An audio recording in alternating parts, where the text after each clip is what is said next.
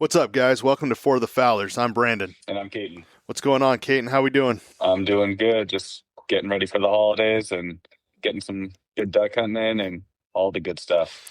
Yeah, nice, man. Well, we're recording this episode the weekend before Christmas, so you heard Caden say he's getting ready for the holidays, and so this episode's going to be kind of a fun Christmas-themed episode. We'll kind of talk about some gifts for the everyday waterfowler, if any folks are still kind of looking for a gift for themselves, or maybe a wife or spouse is in the car or truck listening to this podcast, and you're like, hey, that sounds like a great gift idea for the hunter and the family. So we'll share some of that.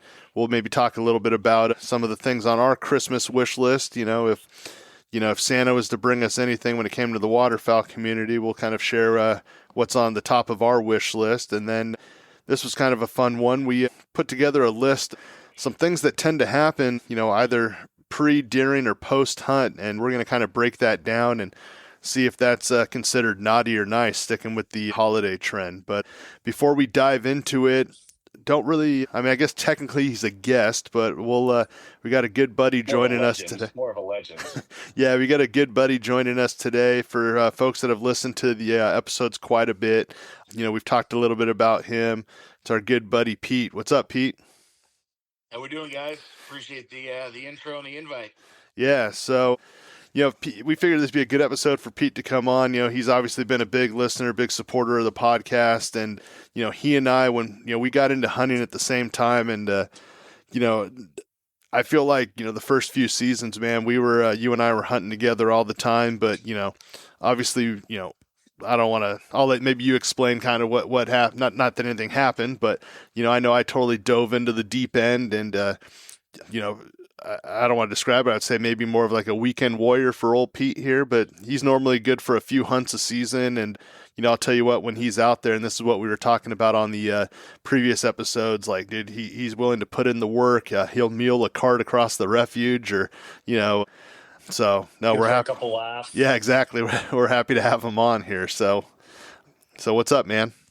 Yeah, everything's good, man. Yeah, I mean, I'm your typical weekend warrior. Do love to hunt, but yeah, when I first got into hunting about 9-10 years ago, with our good buddy Garza introduced us, it really stuck for the first 3-4 years, and then, I guess if I would point at anything as far as the decline in hunting, maybe be the COVID years when everybody and their mom kind of started hunting, and refugee lines and all that stuff started getting a little bit more competitive and all that, and the wait time started increasing, and numbers started not getting pulled and all that good stuff. But no, I enjoy getting out there, 3 or 4 times a year, kind of turn more into hunting some of my buddies' clubs and some of their private property. But, I'm always a willing and able hunter. And like you said, I'm willing to pull a sleigh, push a sled, throw some deeps.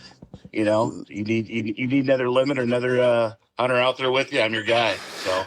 Yeah, I told Pete and Caden, but I told Pete before we hit record here that I wasn't going to make fun, and I'm not making fun here, but when you mentioned the COVID one, Caden will remember this one here. So when Pete and I started hunting together, we used to always do the lottery run. We'd be out, going from refuge to refuge, putting in, trying to get the best number if we didn't have a resi. And then, back in those days, Pete and I, we'd end up getting a hotel room like in Williams, staying the night, or in Calusa.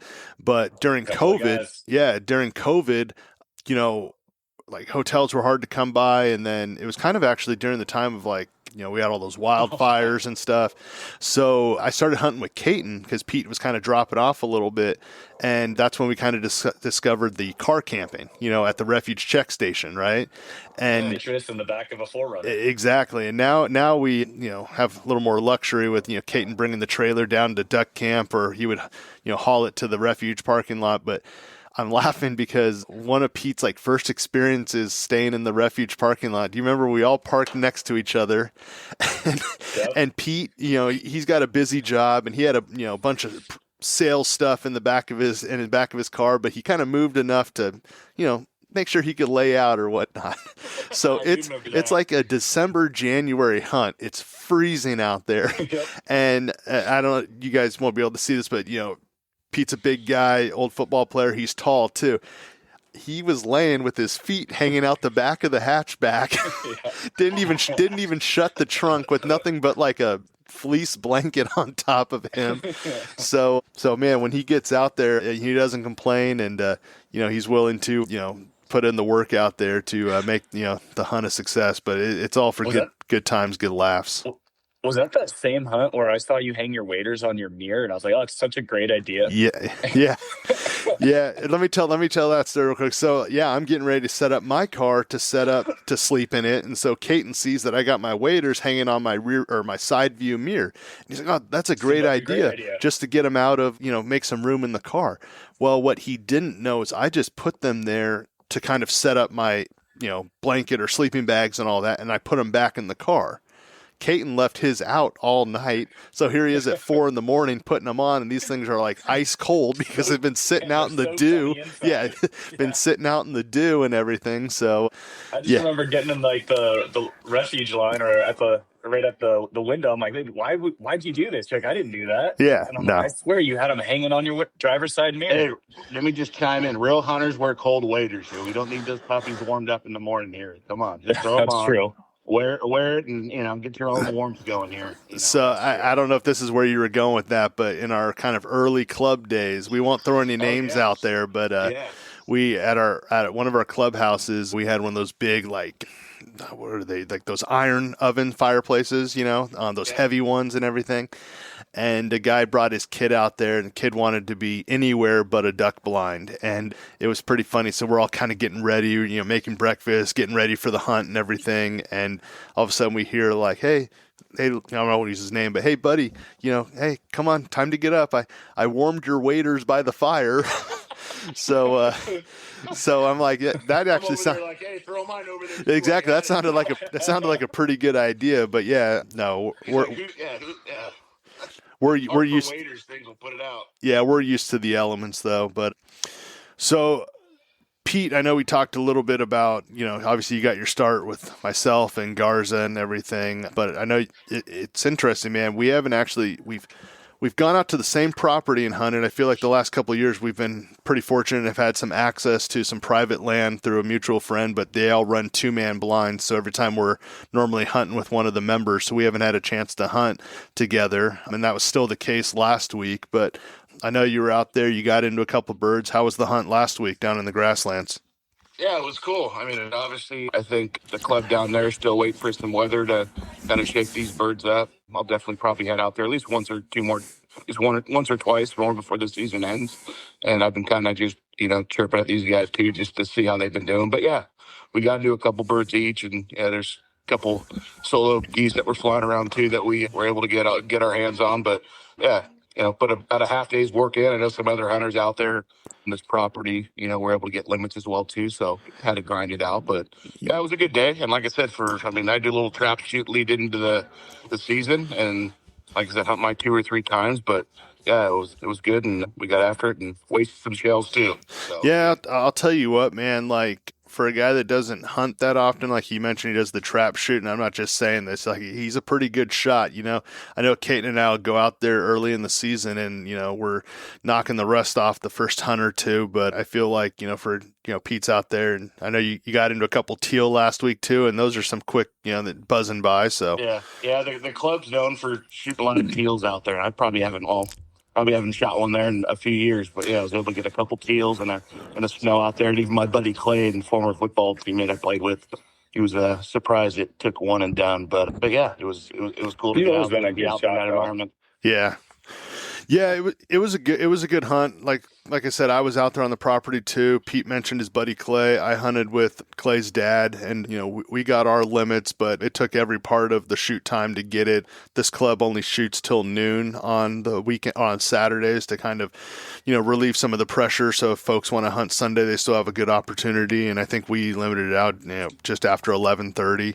So it was a good day. And this club, I don't know if I mentioned on the podcast or I was talking to another person, but they're pretty selective on the birds they like to shoot. So, I mean, we probably could have had our limit much earlier, but they obviously have certain ducks they like to shoot, and we're obviously guests of that club. And even though we don't mind shooting them, we'll play by, their preferences and everything. So it was cool. But, yeah, that was a fun weekend, man, for those grassland folks and that are familiar with the area, and those folks that follow us on Instagram at For the Fowlers. You saw that we went down Friday night and had a good dinner down at Wool Growers there in Los Banos too.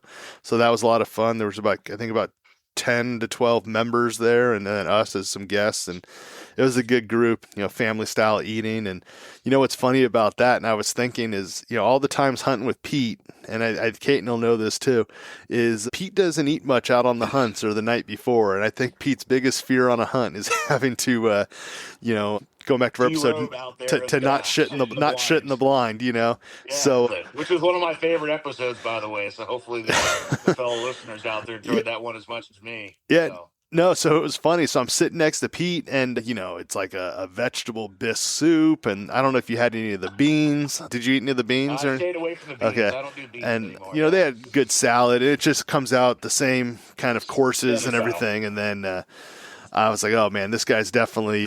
It's going to be a rough one the next day, but no, it was. Wool Growers is great, man. It's been a handful of years since I've been there. Kaiten, have you ever gone? Your time going down to Banos? I used to go down there. Yeah. Well, never duck hunting. I went there with a couple different managers back in the day when I was on the sales route. Yeah. Shout out. Shout out Wool Growers though. But it was cool. It's a staple down there. We actually stopped. I played ball at Sac State. We stopped there on the way to Cal Poly our junior year. And Wool Growers, everything we had with about 60 guys, and I put them out of business for a few days probably. Yeah. So we got down. That was, years ago. So, Kaiten, you haven't been on an episode or two. How's the hunting been for you? I know your blinds are starting to, at least you're able to hunt out there. I know it's been slow going with the fog and everything, but how are, and not to spot burn, but I know you made a couple treks up north of your spot. So how's it been? Yeah, finally got out to the rice with Chuck last weekend, let's say, and it was good. It was funny because you and I had hunted the weekend before. We had a good hunt. I felt like I was shooting real good, and then got out to the rice, and I'm starting to think it's something about being a pit blind because I went right back to square one. Like I'm 15, almost 20 hunts into the season, and it was my first time in a pit all year, and I struggled. We ended up getting I think we ended up with like 10 or 11 birds. Easily could have had our 2-man limit. It was a matter of me not hitting birds. But they were there. The guys went out the next day on Sunday, and I know it was a little bit slower. The blind looks good, though. It's definitely the best blind I've been a part of. We got a lot of decoys out there. The guys have spent a lot of time moving things around, and I actually like it's set up in a way I've never set a rice blind up. I usually kind of throw my decoys up in, I don't want to say the shape, but whatever my goal is, whether it's a big old V or I'm doing a J. But they've went through all the decoys after I had set them up, put them in good little family groups and all this stuff. And this is a north-south check, so it definitely has its challenges. And they've set it up in a pretty cool way that it looks good, it hunts well. But I gotta get some more hunts in the pit just to kind of get used to swinging a full 360 basically to hunt. Yeah, I was gonna say, man, for some reason that's always kind of been your Achilles right there, is like, you're dead, Johnny hit everything in the marsh, like standing in tules, and that's always kind of been my complaint, popping out of a marsh stand and all of a sudden you got one foot stuck in the mud and you can't pivot, can't swing. But when we hunted together a couple weeks ago in those tules, I know you were Johnny on it, and but it's funny, you go to a pit and you get some solid footing under you. It all goes away. Yeah. Well, I say that, and then there was a good wind on Wednesday this week, and I think, any duck hunter who was able to take time off was trying to hunt it, whether it was up in the rice or up north. And it was about 10 o'clock at night, and I was on the phone still trying to decide where to go. Yeah. And I decided to go up north, and one of the main reasons was because I knew I wouldn't be in a pit then. And, I had a great hunt. I hunted for about an hour and a half, got my birds.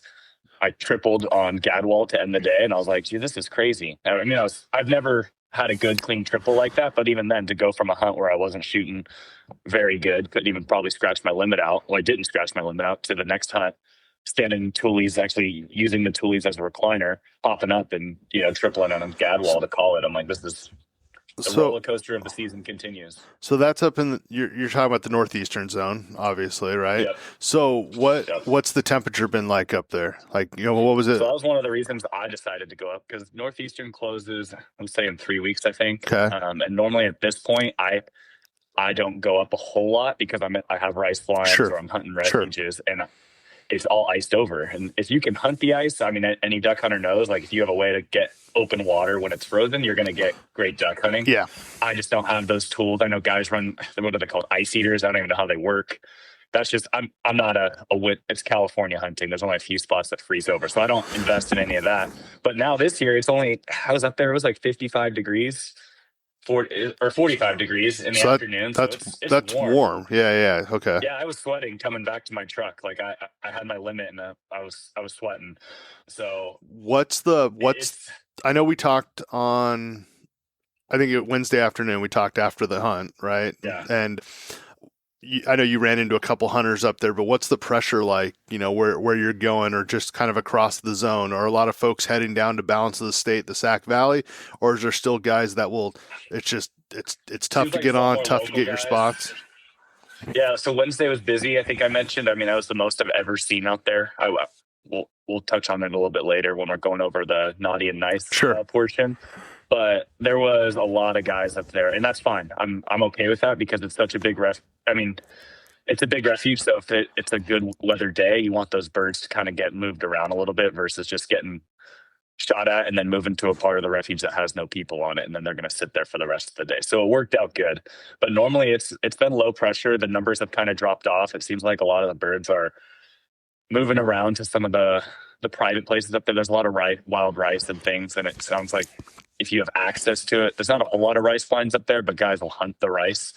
It seems like they're having a lot of luck, but it's just kind of been middle of the road, similar to everyone else. So I know we talked about this, I think on like the first or maybe the first episode, but doing like hunting trips and stuff. And I know that Pete, obviously, one of the things, like when he likes the private club and the private opportunities, because he knows exactly where he's going, where he's staying, what the hunt's going to be, all that different stuff. And it's really like there's not like those variables that are out there, like, not to, put you on blast, Pete, but I know you prefer to hunt more out of a blind than you would go into like free roam or, tuck into the tules or the marsh or whatever. So and Kane, we've talked about this, is I think it'd be cool for us to do like a hunting trip up there to the Northeastern, next season, just maybe do a guided hunt of something, get Pete up there, Yeah, get a few other guys. There's a couple guides up there, and I don't know anyone who's done one, but I think it'd be cool because you can get out there, get after some ducks early season, maybe get a couple. You have the two honker limits, you can get 2 geese. Sure. I think it'd be a blast, and talk to the guy, be like, "Hey, we're open to you. Where do you want to go? Like, should we go all the way up towards the border? Do we go out towards the true Northeastern? Whatever it is, I think it'd be fun." Yeah. So, Pete, I'll start with you. I know you mentioned you're hoping to get back out and stuff, but do you have anything on the books as far as like any hunts coming up? Like, have you talked to Clay at all? Like, I know he'll pretty much get us out as much as he can, but obviously. I think that's sorry to cut you off. Just I think the weekend after the New Year's probably going to do like a Saturday, Sunday. I think it's the 3rd. It's a Saturday, maybe the Sunday is a bowl of doubleheader, but I think it's just nice. a little slow for them. For a little slow. Did you put in for draws this year? I did not. Dude, I did not. I know you guys are always banking on you to get my draws, and now send me your credit card info and log in. Hey, that's all right, but that's also why not that like we're against, like we would invite you if we had an opportunity, but that's why it's that pecking order, right? So we talked about that. I think we talked about that on here. I've been following since episode 1. What you put in, and is what you get out of it, and that's one of the codes of conduct. That if you're not putting in for draws, then you're last on that total for invite list. So I have a buddy at work. And I mean, he's a super good dude, good friend of mine, and he wants to get into duck hunting, and I'm all for it. And this is kind of that balance of where we've talked about, like, trying to be welcoming to new hunters and stuff. But on the flip side, like, the only people I'll teach someone to hunt, but I'm really going to teach my kids. Like, those are the kids I'm going to hold my hand through the process. Like, if you're a grown adult wanting to get into it, you kind of got to go out and do some stuff. You got to put in for draws instead of just asking me every, Tuesday or Wednesday, hey, can we hunt Friday or Saturday? I'm like, dude, I have a long list of people that I hunt with for years. If there's a spot, I'm absolutely going to bring a new hunter. But that's why I always tell people, if you want to get out, like if Pete all of a sudden wants to get back into it, he knows what to do. He's going to put in for his draws. We'll all start going out together again, and it just works out like that. And you guys know this, I'm pretty lucky. So I know that's why I'm kind of pissed at putting in. I mean, who was the one guy? I think maybe I used to be lucky. 5th year hunting. I think I got the number 1 at Dry Creek. Remember that year? I know we didn't. No, I don't think we rate. It wasn't number 1.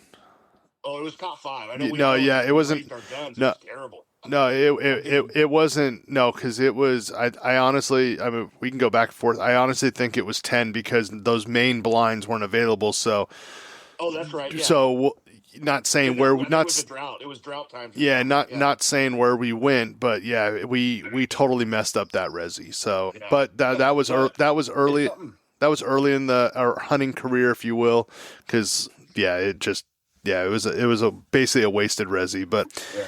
It's something to be said though about like Little Dry Creek's that holy grail, but in reality, you need the holy grail of holy grails, which is like a top, top five resi to kind of really do well, unless you know the free roam there, which I haven't hunted the free roam out there. And it's interesting though because you talk to some of these like the guys who've got millions of dollars in their clubs and stuff, and they do similar to how your buddy does. They do a draw in the morning.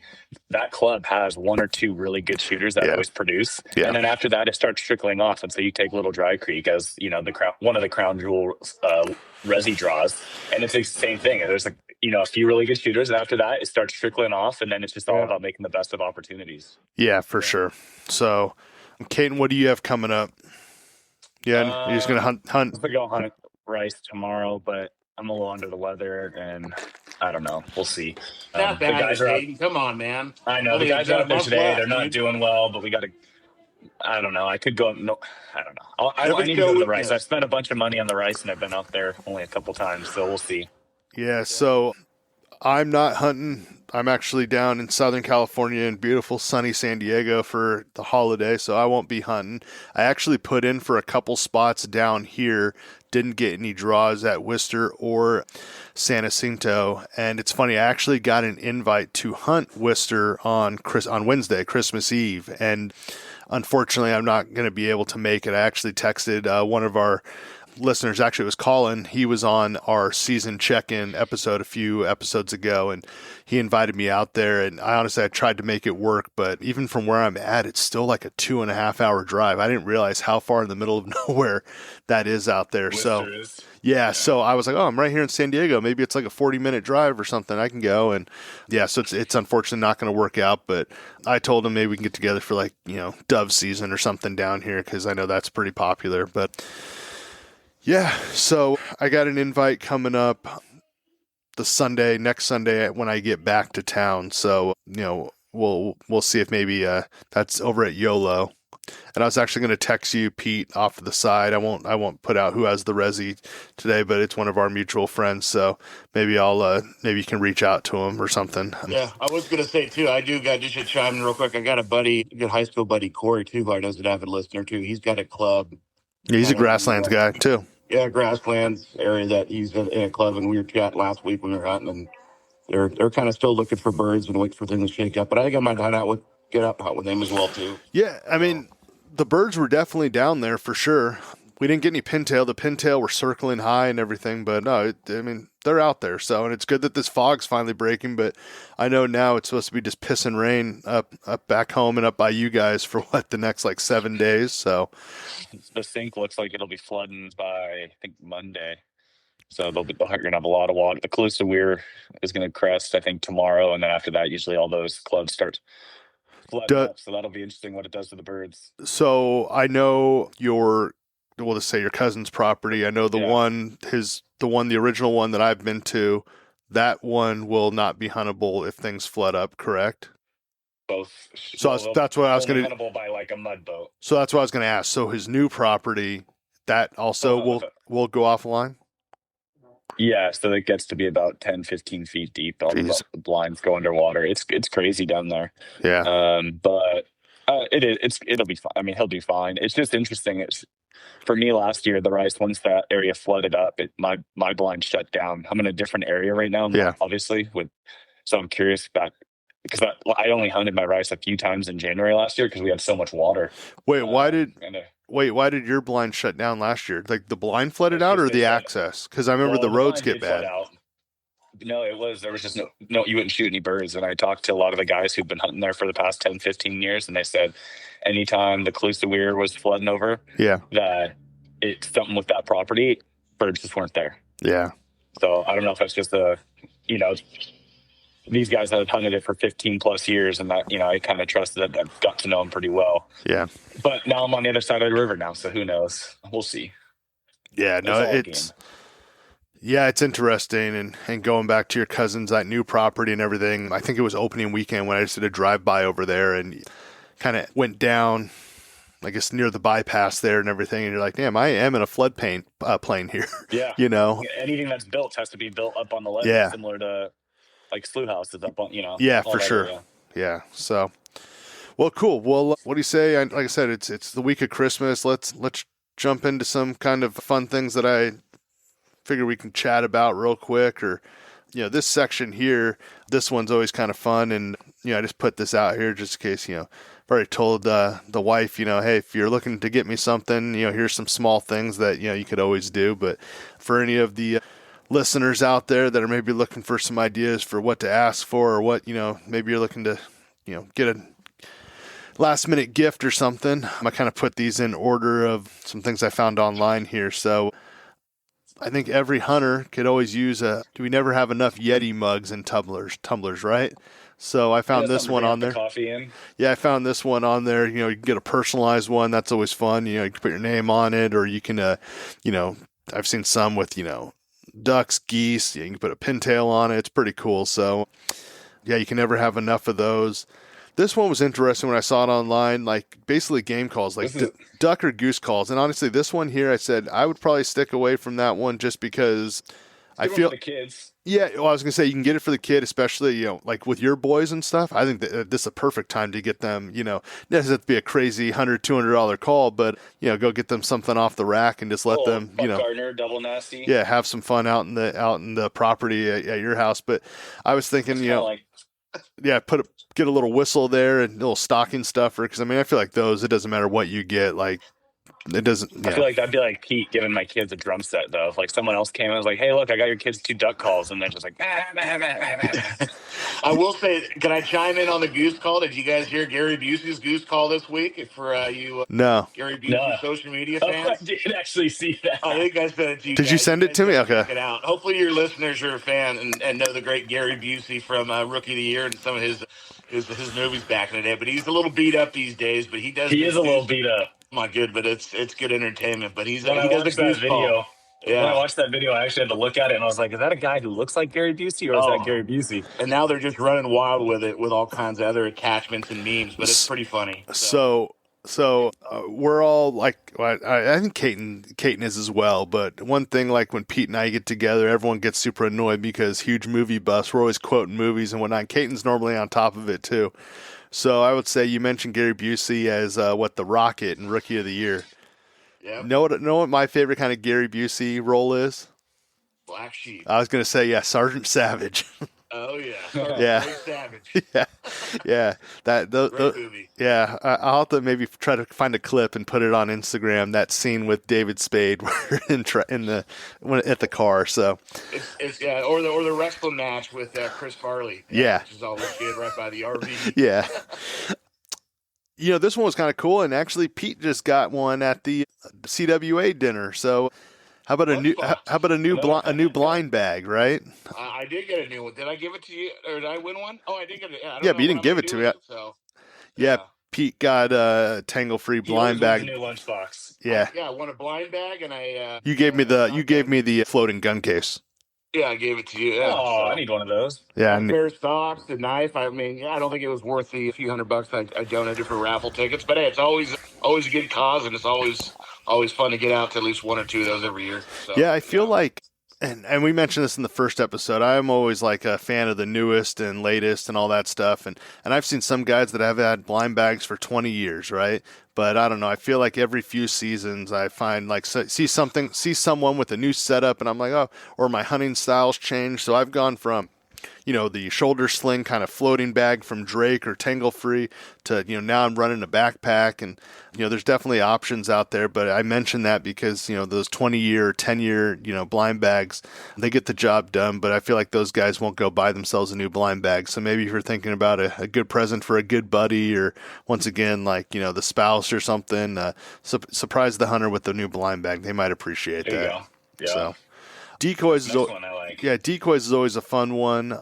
I know some folks, especially if you're not into hunting and you know that who you're trying to buy a gift for, maybe it's your old man or, whoever it is, it's tough to get, decoys are interesting because, you can get decoys pretty cheap, but most times those end up being kind of filler decoys.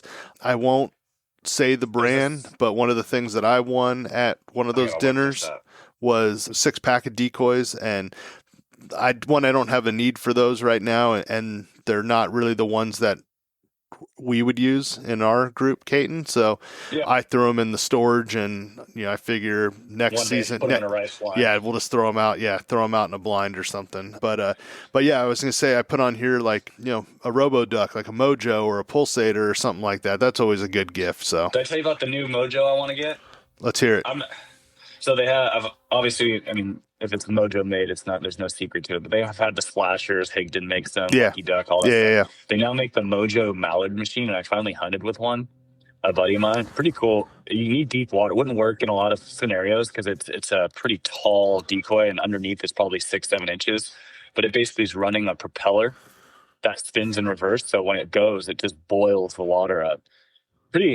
So if my wife's listening to this, I'd love one, because if I spend another $210 on a decoy, she might kill me. But I think it'd be, if you got an opportunity, or if you're hunting like a small spread and going light, or it's a heavy decoy, so you'd have to go light because there's no, or I guess bring a big old marsh cart out. But it was a great little. Yeah, I'm checking it out on YouTube right now, and I actually like it. And I feel like all these companies, they put their best promo video forward. But one thing Mojo is like the pioneer when it comes to all this stuff, right? They make it first, it feels like, and then everyone else kind of follows. So they're definitely on to stuff. But it was those like ripplers or whatever that they came out with a few years ago, and you put the AA batteries in, and it's just like a weight inside that spins it, and they cause ripples.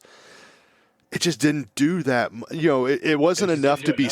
Yeah, like you see it happening. Like 40 of them. Yeah, exactly. And I used to run a handful of them, but this Mallard machine you're talking about, this thing actually looks like the real deal here. So, and how much do they? Let's see. They're like $200 though. Let's see. Because I run a lot of butt splashers. I mean, I was a big jerk string guy. I still am, but just honestly, the logistics of me learning how to run a dog and a jerk string, I was like, I'm going to invest in splashers. There's nothing better than a jerk string. I will stand by that. But the Mallard machine, that's on my Christmas wish list. Ooh, yeah, I'm looking at it right now. It's anywhere from $190 to $200 at Bass Pro or Cabela's or Max. Going back to Pete and I hunting together back in the day, what was great about it was if we're talking about this Mallard machine, and if I'm like, hey, this is something I want, we split the cost on everything. It was great. And I would just give him a shout, be like, hey, Pete, man, for this season, man, I think we should run this Mallard machine. It's $200. He's like, sounds good. Let's do it. Right. So it's $100, and he would get the benefits of it for sure. But I was always quick on those requests. Yeah. So now I want all that back though, because now I'm not a big hunting. No, I'm kidding. So we're all in it. I dove into it and. Yeah. No, it's been good. So, yeah. So let's see. We left off with decoys. What's the last one, Caton? What do we got here? It was a jacket. Yeah, I put on there. If you got a family member who lives out of state, maybe they can get us some Gore-Tex and smuggle it in over the border. Yeah. Well, not to get political, but I'm super glad that we're not allowed to have Gore-Tex in California. So we got a good buddy we got a good Gore-Tex store. I used to be worried about smuggling shells from, hold on, Bass Pro across the state line, but now you smuggled me a Gore-Tex jacket. Wasn't it the Gore-Tex, the boots? What was it, the boots or something that our buddy Matt wore out that one time? Oh, no. You're talking, you're lost. No, you're talking about like stocking waders and stuff. No. So. I remember he took forever to get ready out there that day. Oh, that was hilarious. Still one of my favorite hunts with old Stoney. Yeah. You know what, Caden? We talked about it. God, I think it was in the What's in the Blind Bag episode, and I was talking about like me wanting to get like the shell bag and like a hoodie from Kent and everything, but they wouldn't ship it out here because it had to go to an FFL and stuff. So, God, maybe 6 months ago or whatever, I'm on Sitka, right? And I'm like, I was trying to order something, and sure enough, place it in the cart. You have the promo code, all that stuff. Get to checkout. Not available for shipping to California or New York. I'm like, what the hell, So I didn't really know too much about this, I didn't, I bought all my Sitka. Like Prop 65. Yeah, I bought all my Sitka stuff a while ago, and And when you dive into it, it's just like we're not going to get political, but it's like, are you kidding me? What are we So doing? to your point, yeah, I was gonna say if any of the listeners are coming, to Northern Cal from Nevada or something, yeah, I'd love a duck oven. exactly. So, but no, I think that's actually a great gift right there. The duck oven jacket or waiter jacket. I was looking online earlier today, and waiters are on 20% off. Maybe not. Well, and That's a lie. Well, and I don't have any of their stuff, but I'll tell you what, this looks like a pretty cool little jacket from Shin-Gear. They had a pretty cool little raincoat. But I don't need anything because, like I said, I think I have the best one out there. That's that Sitka Delta wading jacket. And how often do you need to wear your rain shell? I mean, the next week or so you probably need it, but I feel like I only wear that maybe handful of hunts a season. So I wore mine on Wednesday and I was sweating my ass off. Anything else you guys can think of? Some good gift ideas out there before? I would say I got it. It was what I gave my mother-in-law like 4 years ago. Those Havalon knives, or I got the Amazon one. That's a good gift. Yeah. Blade. Yeah. Just because it's just nice to. Well, I'm so cheap. I had my Havalon blade. It's got replaceable blades, and for like 6 years, I just didn't replace the blade. And then I lost the knife and had 4 brand new blades never used. So definitely switch those blades out. But a good little gift. I mean, what, $50-$60? You can get a nice little knife to breast out your ducks or whatever you got to do. That's a good call. I mean, it's good for big game and stuff, but obviously we're talking waterfowl here. No, that's a great call. What do you think, Pete? You got anything I thought it would make the top 5, but I know it's the more pricier item, but a new gun. Oh, yeah. I don't know. I know people aren't just shelling out. No, I'll tell you. Have you seen that video floating around the internet? It's talking about like dads, and probably because I've watched it, says like if I don't want anything for Christmas because if I want it, I'd already have it, and if I don't have it, it's because we can't afford it. I've been telling people that for years. The gun falls into that. I've been telling people that for years. I'm like, Pete, what do you want for Christmas? I'm like, no, I got everything I need. I supply myself, but yeah. Yeah, well, a new gun would always be cool, especially for the kids. Get them, it's a good time to get them a gun, take them out to go shooting on Christmas morning, go do some trap or something. That'd actually be a good idea for. Obviously, that window's closed this year because of the old 10-day waiting period. But I did a BB gun. I don't have. I mean, obviously, I always have a couple guns on the short list that hey, if I'm going to go, run to the gun shop and things I want to get, but I have nothing like that. I'm chomping at the bit for this year, right? I mean, I talked a little bit about the 28 gauge, but that was more going to be a gift for my son. I got obviously a while till that comes, but what's funny is obviously week of Christmas, so I feel like the family and friends, or whatever, not friends, because obviously we don't get each other gifts, but family, they gift cards, you get a ton of gift cards to like Cabela's or Bass Pro and all this, or Sportsman's, and I kind of tell them, hey, just do like Sportsman's, so that way there's one by the house, and my birthday is January 3rd. Caton's is the 4th. I get that right? Yeah. And so I end up getting gift cards, and then my wife, if she knows I want a gun, she'll kind of be like, hey, how much is that gun or whatever? And a couple of years ago, she just got a gift card for the balance of whatever for my birthday. So she's like, I just don't want to hear you talking about this anymore. So that's always been kind of cool, where to your point, it's like I still got to go buy it myself, but yeah. So I put this on here because Pete mentioned a gun. So let's talk about our Christmas wish list. So, let's say if you were in the market for a new gun this year, which Kate and I think you are. Mm-hmm. Let's start with you, Pete. We'll go with you. What shotgun are you asking Santa for this year? Whether you need one or don't, or if you're good with the one you have or whatever, but tell the listeners what you're shooting. Yeah, well, I shoot ever since I got into hunting about 10 years ago. I just shoot the old 870 Remy pump, and I love that Old gun. Faithful. Yep. And even talking to hunters these days, sometimes those hunters will go out there and shoot a pump just because it's a little bit, I don't want to say harder for them, but just something different, instead of shooting their automatic. But I guess if I did, I mean, just brand-wise, probably a Benelli of some sort. I'd probably reach out to you guys. On It's funny to hear him. That's funny. Won again. It's funny to hear him say that because I always thought he was into like. I didn't know he was into like the Italian models. I thought he liked those Turkish post-Soviet brands. Yeah. I did win that shotgun at that duck dinner last year. Yeah. Yeah, His little home defense. Yeah, he private property shoot that thing. Yeah. Yeah, I will tell that story real quick. We were at another dinner, and I think Kate and you were there too. Goose, wasn't it? Oh yeah, it was. Yeah, it was. Yeah, it was CWA the Placer dinner year before last, and Pete won like this sawed-off home defense tactical gun, and cool gun. I mean, walnut stock. It's nice. No, I don't want to knock it too much, but I mean, like, just not a hunting gun. Yeah, and you don't, and you don't. Your guns. Yeah, but you also don't need that, especially, I'm not going to say like where you live, but like, obviously you have a great spot, but I love saying, I'm like, man. Picture you walk into your front door, that thing in. Your neighbors are like, what? Somebody tried to knock on my door and go after my bulldog Molly, my son. All right. And I think right in their face. I'm going to tell this story, and then if you want, I can cut it out, but maybe we'll leave it. So I've been telling people, and I think I even told you, Pete. I said, you don't need that gun at your place. You live in a condo. It's a cool spot, but you have people to your left, your right, above you, and across the hall.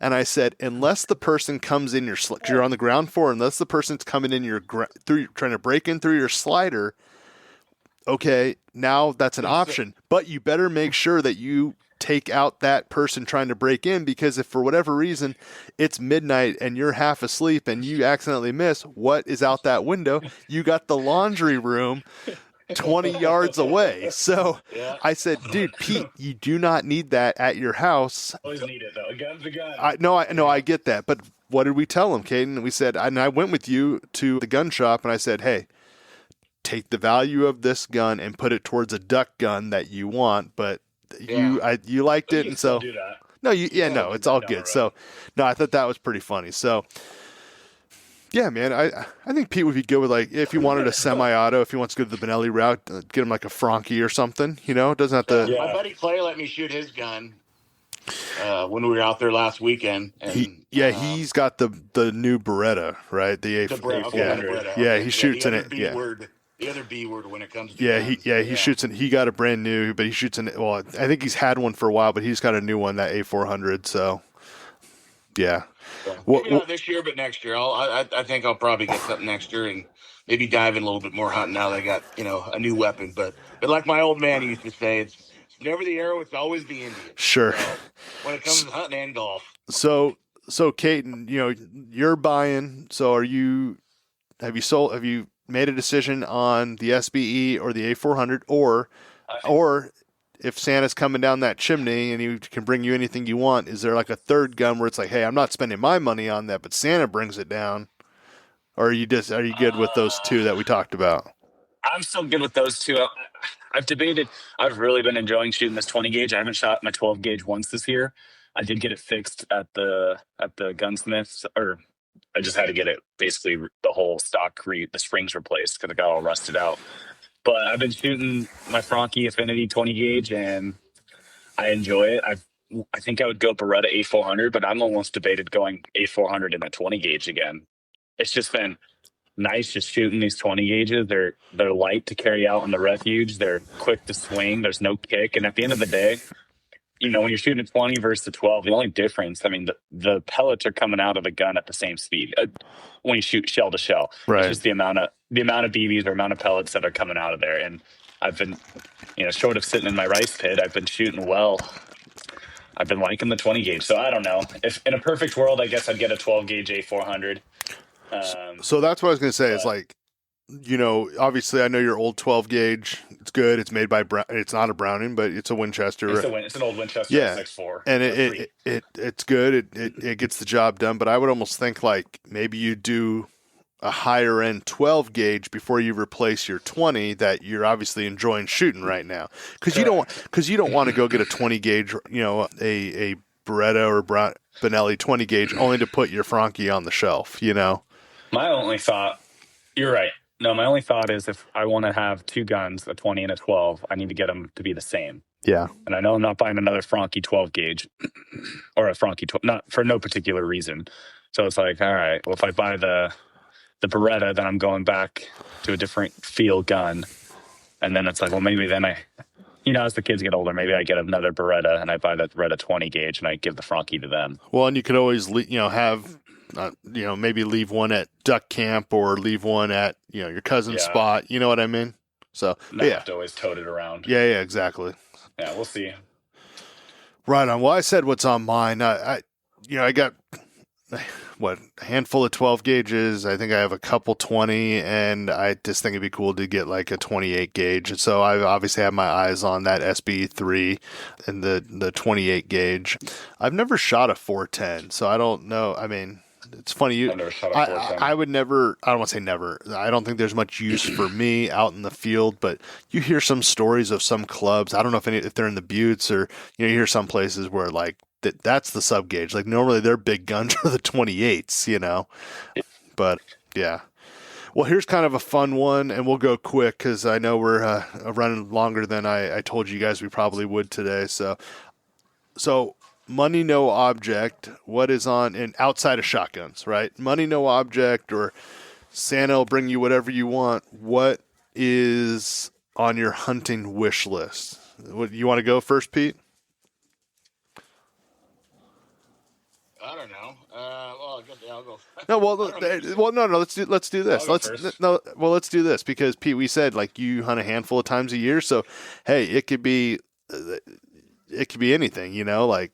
Mine's crazy, and I probably won't get it for years, but I'll go first. I think I see some of those like Mud Buddy or Gator Tail boats that are ripping around and stuff, and I'm only like 20 minutes from the Sac River, and I mean those things obviously have some use during duck season, but you also see some folks out running the river and running different places, during the summer and stuff. So I think that'd be pretty cool. But that's what's on mine. That's a obviously crazy high.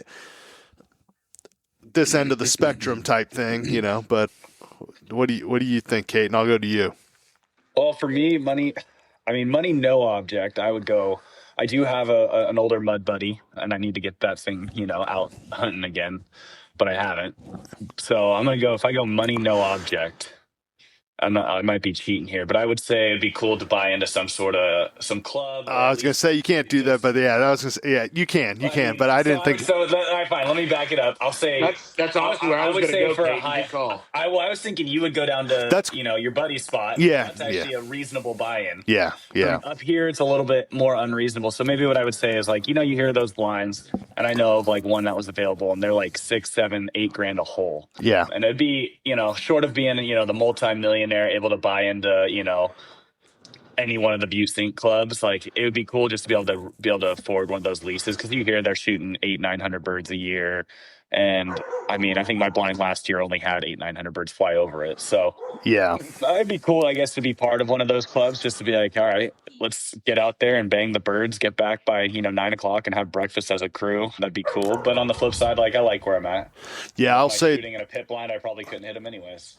I'll say, and we've had conversations in our house about it, like not that it's off the table, but to buy into one of those clubs that, you have the cabin on site or, a place to stay is maybe in our future one day. But I'll tell you what's really cool about that is the opportunities of, you mentioned have breakfast, hang out, because the breakfast is cool. But honestly, like when we were down at our buddy's spot last weekend, it's cool. Like Pete and him finished up kind of early, so they went and got some stuff to grill for lunch, and we had lunch with a couple other members and just kind of hung out for an hour or so, and so that's a lot of fun, Yeah, and it'd be good to as the kids get older, it's a spot for them to run around. It's another good memory for them. Yeah. So, sorry, a dog fight back there. That's exactly what's going on. The dogs are out back, and there's a neighbor dog here at my in-laws that. So anyway, so let's hopefully he's not a listener. Yeah, who cares? Control your dog. And so anyways, listen to the dog train episode. I know. Yeah. We'll send them a link. Yeah, no, they're not fighting though. So So that's actually a good segue into naughty or nice, because these pups are trying to make their way onto the naughty list. So let's go through a couple scenarios here, and obviously, Kate, and I know you'll have an opinion on it, but I'm curious to kind of hear what Pete's opinion is on this. Maybe he's experienced it before, or maybe he's seen it out there, but maybe we'll just go through a handful of these. And, if I was reading some of these, and honestly, I'm like, damn, all these are like considered naughty, but maybe there's a way to, fix it and be on the nice list or something. So that way you're not getting that lump of coal or whatever for Christmas. So here's one. Let's start off with one that'll, maybe get some people, some listeners having a conversation or whatever. So, you guys ready? Yep. Okay. Yeah, all right. Shooting birds that are clearly working another group's spread. And I kind of put this more for a refuge. So let's set it. So sky blasting, sky busting, all that. And they're swinging and you see them circling another blind. I know that we're going to try to. Just because the birds swing wide. But I think that we're going to hold off on that. At someone else's decoys, you're going to hold off. So I'd say naughty. Yeah, I agree. Naughty. Yep, so I can agree there. Yep. Now, it happens too often, but I mean, what about they clearly? I mean, they're swinging and they're working and everything, but they come. We set our deeks, 30, 35 yards out, and they come right over our deeks. We take one shot and knock it down. I mean, is that naughty still? Well, I mean, you're talking. If the birds are all of a sudden working your decoys, it's a completely different scenario. Well, they're swinging through, right? They're passing through. I mean, on a refuge, all our listeners know, like, sometimes you're in a pond that's a little bit more crowded than you want. Yeah. So you just kind of got to, try to just take the most ethical shot. So if birds all morning are just giving you a single look and heading out, then maybe they're not really swinging birds. Yeah. They're just kind of dinking and diving, and you just got to take your opportunities as they come. Yeah. I think the refuge part, the frustrating thing is these birds are circling, they're working, and how many times they'll be working us, right? And it's not necessarily someone shooting at that flight, but all of a sudden someone 2 blinds over, 3 blinds over shoots, and then our birds are gone, right? So, well, we've even had that when we were hunting 2 weekends ago. Like, we're looking at birds, but I know I could see behind us where that other group was hunting, and I was like, oh, they have birds working right there. But we kind of had an opportunity that was maybe we held off. I think some of those times, sometimes we took them, but because we all know what it's like to have a bird almost finished, and then a hunter, no fault to his own, shoots a quarter mile away, knocks his bird down, but it all of a sudden flares your birds, and that's always a bummer. Let's do another refuge one. Moving in closer to another blind after that group's already set up.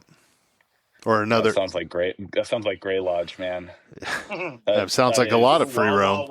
Yeah. Yeah. No, that's a tough one because, like, specifically with Gray Lodge, it's nothing worse than, like, and you know how I hunt. Like, as soon as we get to our spot, I'm up there with like 2 flashlights, not trying to, play flashlight wars, but to let people know, hey, here I'm at. Like, I really don't care if someone sets up, but like, there's nothing worse. And I'll on the next one, I'll talk about it. But when you're going out to a spot, you think you have it, and all of a sudden, like, you're throwing decoys, and then a guy turns his light on. You're like, dude, I wouldn't have set up here. Like, it's pitch black out, dude. Can you keep your lights on until maybe 45 minutes before shoot light while we're all trying to filter and find a spot? The old moving White House. I've seen that. Kate pull that out there. So, hands up. So naughty.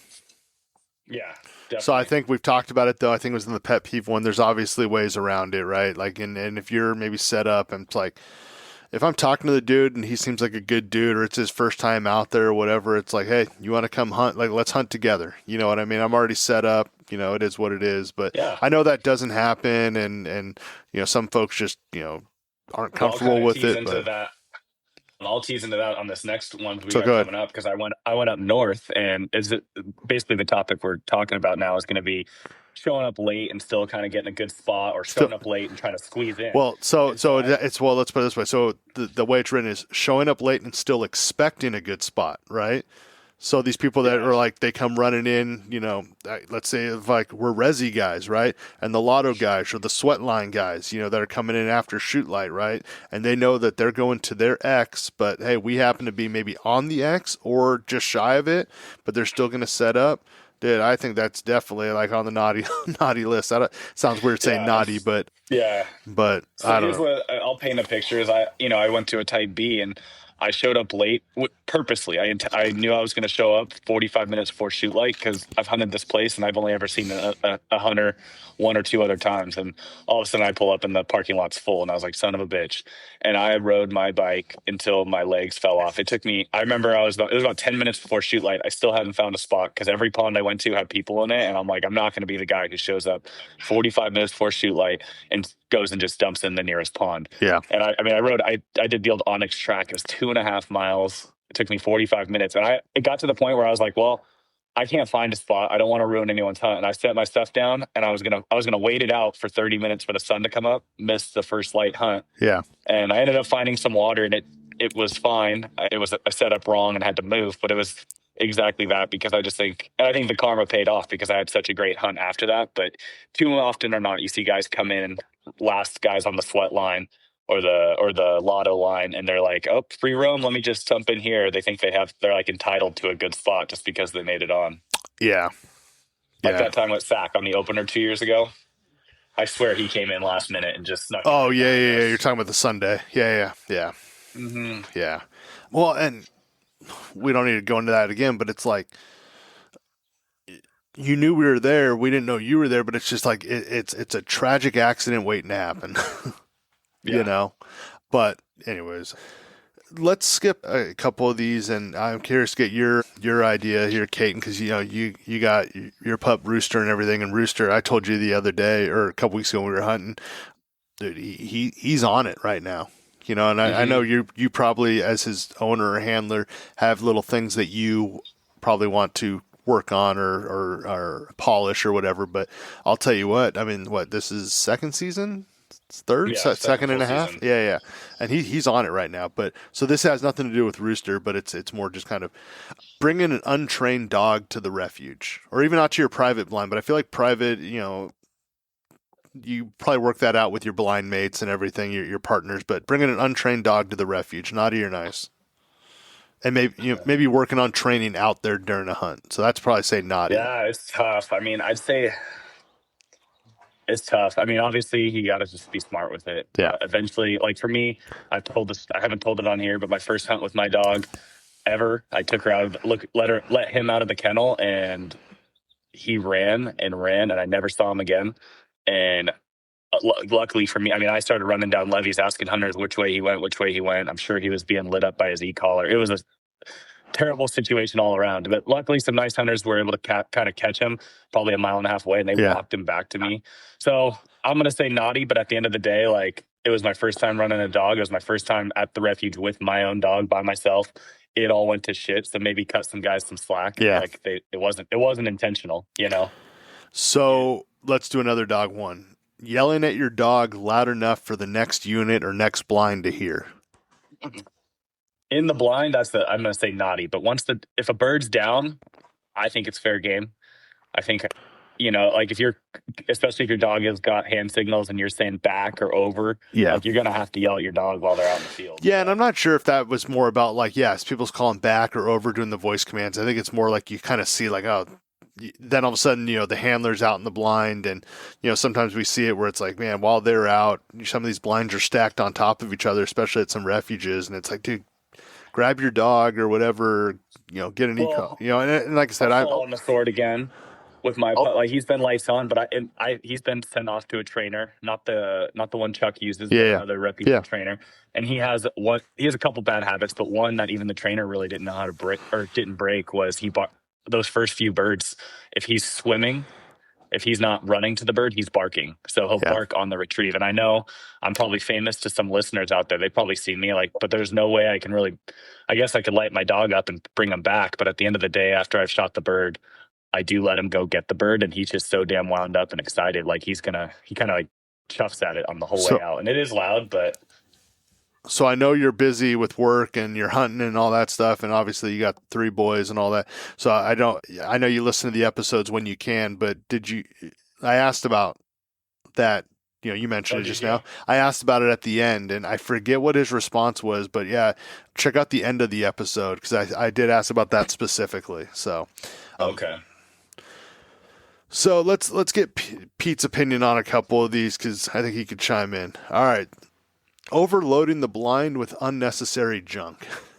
And I don't know what that would pertain to, but I feel like I feel like you hop in some private blinds, and I don't want to say unnecessary, but sometimes people set up there for the season, and I don't know if it's not that big. I don't think you need the Coleman camp stove in there or what. I don't know. I'm always a fan of less is more out there. Yeah. You know, I'm a big guy, an old college lineman, so I mean, I've got my little lunchbox or blind bag, whatever you call it, and a gun, and like I said, I usually pack light, so yeah, not much stuff in my quarters. So not teasing. I'm asking an honest question. So I know your last few hunts have been out of the barrels, right? Yep. Were you able to get down in those? I know I know a lot of the videos when you're hunkered down. I see your arms kind of up there, and they're tight. I'm in there. Okay, all right, they're tight. You know. So are we going naughty on unnecessary junk, or hey, it's your blind, you do you? What are we doing? You're blind, you do you. Okay, all right, nice list then. I will say this: when we were out there with Clay, I know we brought out some extra camo. What do you call what they pick out of their barn? I think you bought. Oh, the weed, the extra weeds, just for covering. I mean, whatever you want to cover up to make sure, if you're bringing out stuff that stands out, just make sure you can cover it up, or it's not too much. But that's my 2 cents. Yeah, I think, and we talked about this, like especially on the refuge. Like I like to run light, So, Kate, you want to put a couple? I see you highlighting those. You want to throw one of those out there?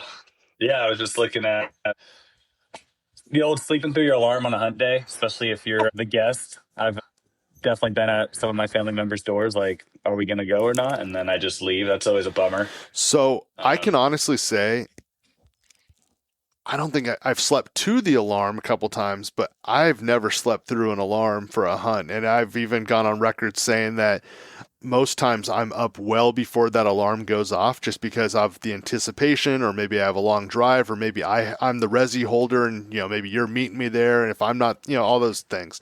But what's funny was I was listening to another podcast, and I think it was one of their early episodes, and they were talking about like unwritten rules. And they were saying, if you're a guest, be on time, don't sleep through the alarm, that type of thing. So if we say, hey, we're leaving at 4 a.m., well, don't show up at 4:15, right? But what they also said, we don't need you at my house at 2:30 either. You know what I mean? Yeah. So be there at 4, like we talked about. Yeah. I think on this one, it's like, and I know we're kind of getting into unwritten rules, not necessarily naughty or nice. It's like, that's on you. Like, I'm like, we all learned how to hunt independently. I think like if I'm saying, hey, Pete, we're going to take you on a hunt, and he sleeps through the alarm clock, I might give him one call or something, but for the most part, I'm like, we're out of here. What I also think is like, that has nothing to do with any of you guys, but it's like, let's also be ready to go too, Have your shit ready or staged so that way we just throw it in the rig and we're on the move. But what about this one? Because I saw you highlight it as well, Caden. Bailing last minute after committing to a hunt. And I was taking more remember last year when I just didn't have I don't know. I guess this technically might be admitting to an infraction, so Johnny Green Jeans can come after me. But I was out at my rice blind, and I was supposed to go hunt with you on one of your resis, and I didn't have my hunting license or anything. And remember that? I don't. But did you end up just going to the resi? And I was I'd already hunted my blind. You're like, or maybe I was coming down, and I'm like staying in the trailer. You were going to go hunt a resi, and I was going to go with you. I was like, it was like 10 o'clock. I'm like, I don't have my license. I don't have whatever it was. And you're like, well, what's the game plan? I'm like, I'm just going to hunt my rice, which I guess obviously would be, well, now that you have the online. Well, I was going to say with the online, I mean, and they got to figure out before that was a thing. Yeah. So I would say I'm guilty of that, but man, you can't bail. I mean, that's not necessarily bailing. And I don't know. Pete, what are your thoughts? Well, I don't think I've ever bailed on a hunt. No, you haven't. Yeah. I don't think I so kind of messed up. So I'll tell commit to something. Yeah, So we'll drop it a bargain. won't dare mention the service because this was years ago, but we were set we were set up we were set up to go on a guided hunt. Podcast will get canceled. Yeah, we were set up to go on a guided hunt, and I think it was just Pete and I. And Caton, you weren't going with us, but I think you obviously threw some He fuel. was the first one to get called on that drive back. All right, yeah, but I don't want to. Let's not even come close to mention it. But Caton was just throwing fuel on the fire when it came to the social media, and this was obviously a long time ago. But this guide service had some issues that morning, and they had to cancel the hunt on us. So we're all up at the meeting spot, and it was kind of a ways away. And I'll tell you what, I'm not saying that they bailed on the hunt last minute. They did. The hunt fell apart last minute.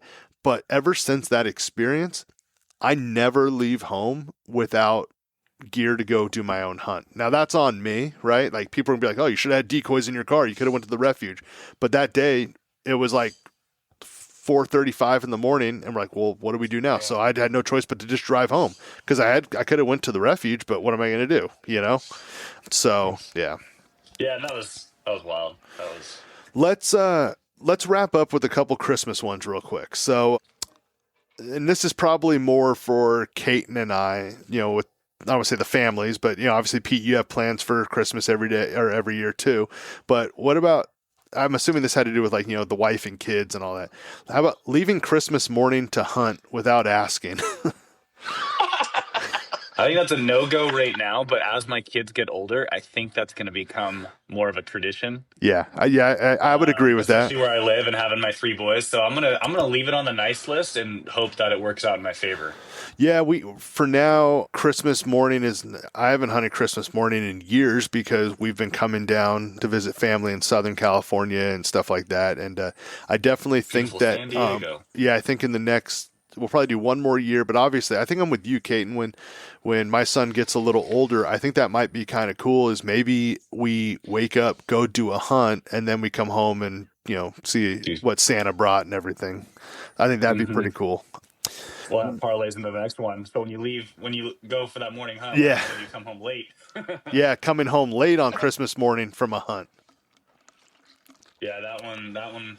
I think you have to pick one or the other. Yeah, and I know there's some guys out there that they do whatever they want. I mean, you do you, but I'm thinking that if, let's say, Steph was like, "Hey, you go hunt, but hey, be sure you're home by 10 so we can open presents with the boys," and then same thing for me. You got to be home by 10, right? Like Christmas is all about family and stuff like that. And if you're not limited out by 10 on your on Christmas, then it wasn't in the cards, Exactly. Let's see. How about this one? No, let's do one more. Serving wild game for holiday dinner without warning the non-hunters. I say that's sometimes the best way to get people to try it. Agreed. Because how many times that I'm going to pick on like my cousin. She'll never listen to this, so I'll say her name, Adrian. She won't eat anything unless she knows what it is. But if I were just to have it out there, she'd take a bite and I'd be like, "Hey, was that good?" Yeah. And she'd be like, "Yeah." And I'd be like, "That was, pintail." And then she'd kill me. But I'd be like, "Well, you liked it." So that's what that's why I think that's a nice list. I agree because while they may not like it, I think that there's something to people not trying things when they know what it is. To your point, if I'd say, "Hey, try this goose," they're just like, they take one little bite, they kind of nibble at it. But if I were to like slice up, a mallard or a pintail breast and just put it out like as hors d'oeuvres or put it on a plate or whatever, and Dude, people eat chicken. Chicken's are the nastiest, and turkey. Right. Those are like two of the nastiest birds in the world. But if heavens forbid, I bring like this nice looking duck, I process it and cook it nicely for you. It's like a freaking steak, and they're like, "Oh, I can't touch that. That's gross." It's like, "Oh, but you'll go get the factory made farmers or what is that? Foster Freeze's chicken." Yeah. Chicken nuggets. So we'll do the last one here. And it's funny. They always say don't talk about religion or politics at the dinner table. And I've been getting kind of hit with this one since I started the podcast because it's kind of all I talk about with people, family and work, or whoever I'm talking to these days. But how about this? Talking about duck season or duck hunting at the holiday dinner table nonstop. Naughty or nice? Yeah. That one gets me on the naughty list. I get in trouble. Yeah. Yeah. What do you think, Pete? Yeah, that's definitely naughty. Hopefully we have some other topics. I don't mind diving a little bit, but I was like, you're probably full football. Your guys' Christmas dinner table is probably all football. Yeah, talking about Giants opening day and Niners play, all that. Yeah. Well, right on. Well, obviously, like I said, boys, I apologize. This thing ran way longer than I thought it would today. But, Pete, I'm pumped that you came on. We'll have to have you on again. Caden, it's good to have you back on the show. But Make my semi-bi-weekly appearances. yeah, I think either next week or the week after we'll do another one of those season check-ins. So you'll be on that for sure. And hey, Pete's getting out there a little bit, so maybe we'll. I know he gave the report here, but maybe we'll have him on to put me on another 3 or 4 hunts. I think this year I'll be out there, so I'll have a little update for you, and hopefully. Let's get you up north. I'll tell you what, you don't have to burn spots or anything, but just ask some of those. I know they're all our mutual friends, but ask some of your buddies how they're hunting and everything. And hey, we'll just get the report from Pete there. Yeah. So I don't know, dude. I might start my own podcast. Start stealing your listeners there, bud. Oh no. So, well, right on. Well, we're gonna wrap up. Yeah. Hey, everyone, Merry Christmas, Happy Holidays. Be sure to follow us for the Fowlers on Instagram. Continue listening, rating, reviewing, Spotify, Apple, YouTube, all those fun things. We're hoping that maybe I figured this out. Maybe I can put some video clips on Instagram or YouTube. But yeah, everyone have a happy holiday, and we will chat soon. See ya.